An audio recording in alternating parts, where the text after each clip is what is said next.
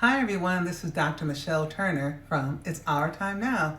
In Days 3 devotion, I want to talk about the importance of hearing from God. The Bible says, "My people know my voice," in John 10:14.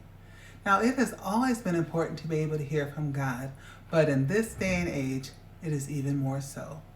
People often think that hearing from God is to have some type of angelic visitation, or that a modern day prophet has to come to them with a word from the Lord. But have you ever said to yourself after you did something and it turned out negatively, "Man, something was telling me not to do that," or "Something told me not to say that"? Well, it wasn't something, it was someone. That is one way that God attempts to lead us, by an inner voice. Another example is when we have a bad feeling about someone or something, and we can't really explain it. Don't ignore that feeling. Most likely it is God trying to help you avoid getting hurt in some way. When my children were younger, I signed my 4-year-old up for swimming lessons. He was so excited that he would learn to swim like his older sister. Now, usually during swimming lessons, I would leave to run errands. But for some reason, I had an uneasy feeling about my son's first class.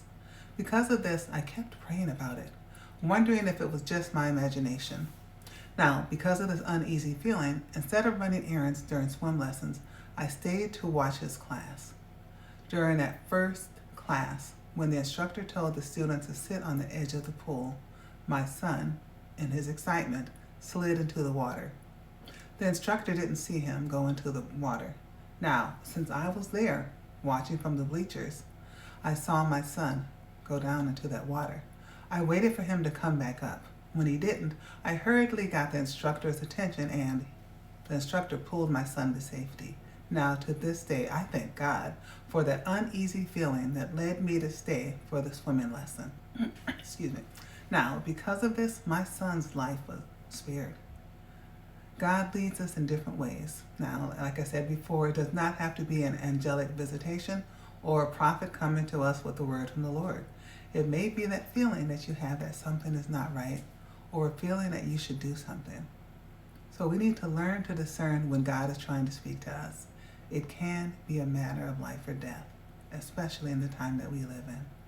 Now, here are some things to think about. How many times have you said, something was telling me? Or have you ever had a bad feeling about someone or something? Or did you ever get ready to say something and the thought came to you not to say it? Or finally, how many times did you push past those feelings or thoughts and later regret it? Think about those questions. God is trying to lead us every day. It's not as hard as we think to hear from God, if we're trying. So, God bless you, and remember that it's our time now.